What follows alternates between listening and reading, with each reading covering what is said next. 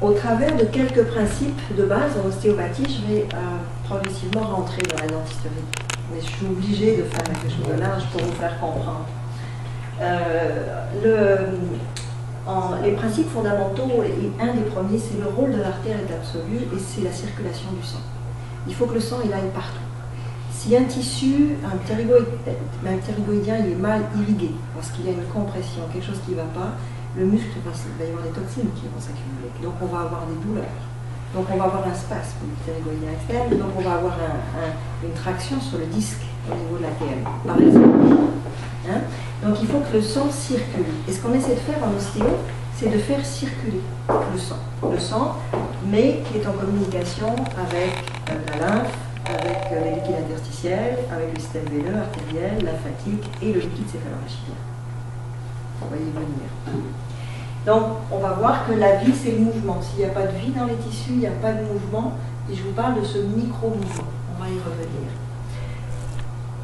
Il y a différentes... Ce mouvement, la vie et le mouvement, on ne sait pas quantifier la vie.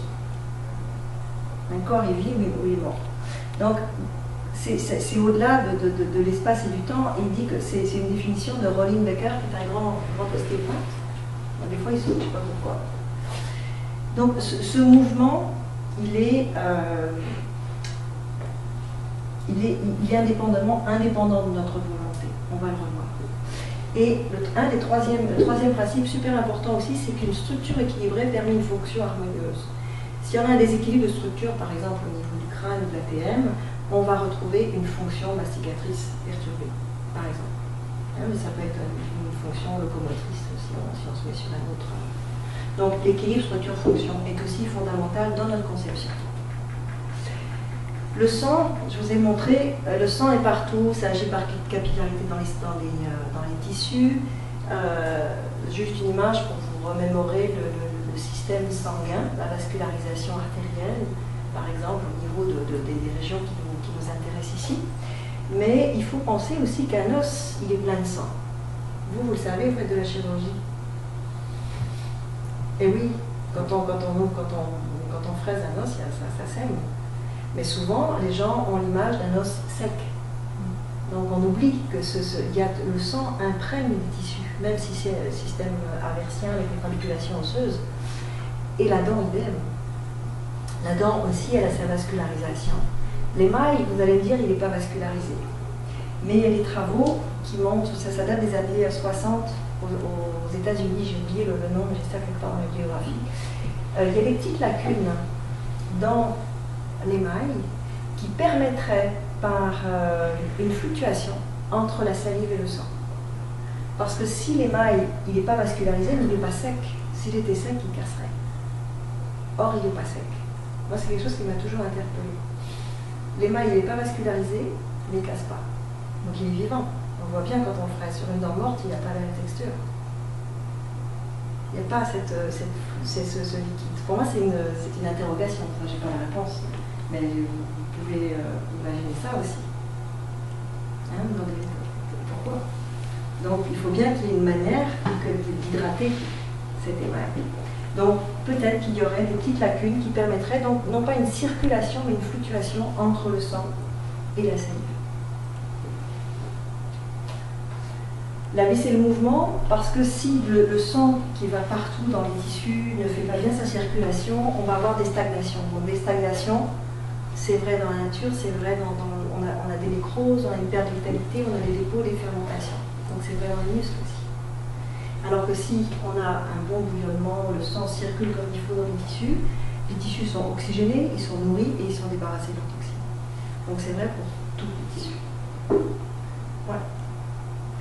Donc, pour distinguer ce qu'on appelle en ostéo la mobilité de la motilité, la mobilité, c'est flexion, extension, c'est les mouvements que vous connaissez. Et la motilité, c'est l'expression de ce micro-mouvement qui est imprimé, comme je vous disais tout à l'heure, par les membranes et par les contractions de néphroglies, etc., et la fluctuation du liquide céphalorachidien. C'est un mouvement qui est global dans le corps, qui n'est pas fractionné, qui n'est pas séquentiel, qui est présent dans tous les tissus. Y compris dans les os, y compris au niveau du squelette. Et c'est le mouvement qui est propre à toute structure en vie. Donc c'est un petit peu pour vous définir le concept crânio-sacré. Vas-y. Donc les os bougent. C'est une nouvelle, entre guillemets, parce que c'est sûr que quand vous pensez au temporal, vous ne vous sentez pas bouger. Ceci dit, il bouge, entre guillemets, c'est-à-dire qu'il a un mouvement. La preuve en est le mouvement des sutures. Les sutures ne sont pas ossifiées comme on le pense.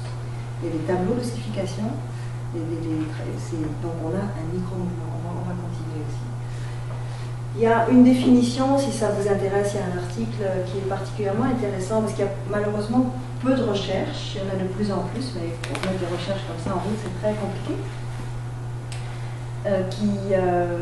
qui explique cette composante dynamique avec ce qu'on appelle aussi les impulsions rythmiques crâniennes.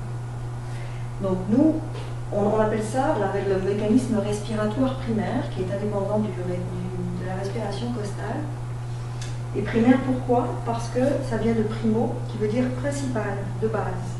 Donc la respiration cellulaire, elle correspond à un métabolisme cellulaire, donc à la respiration cellulaire. Et ce MRP, c'est en fait un peu comme une résultante de tous les rythmes du corps. Les rythmes, il y en a plein. On ne fait que de rythme. Rythme cardiaque, respiration, digestion, tout ce qui fonctionne sans qu'on y pense. Heureusement que c'est là, ça. Donc, les travaux de Nisset Sergeev aux États-Unis à l'Université de Chicago font une corrélation, juste pour votre culture, entre l'onde de Trauer-Behring-Meyer, c'est une onde qui est connue en cardio, qui est mesurable. Ils ont fait une expérience sur, je sais pas, 5000 sujets avec un capteur laser Doppler au niveau du lobe de l'oreille, et ils ont mesuré l'incidence de la palpation crânienne. Donc ils ont fait toute une étude avec statisticiens, c'est vraiment dans les règles de l'art. Et c'est pas nébuleux, hein, parce que souvent on pense que l'ostéopathie c'est un peu ésotérique, mais c'est vraiment basé sur l'anatomie. Et avec le temps, on va pouvoir être plus en mesure de montrer ça, de le prouver. Donc, ils ont montré, eux, que l'oscillation a été mesurée en association avec la pression artérielle, la fréquence cardiaque, la contractibilité myocardique, le flux sanguin pulmonaire, le flux sanguin cérébral et du liquide cérébro-spinal, et les flux sanguins périphériques qui prennent en compte les activités thermorégulatrices. Donc, vous voyez, ça, c'est partout dans le corps. Donc, nous,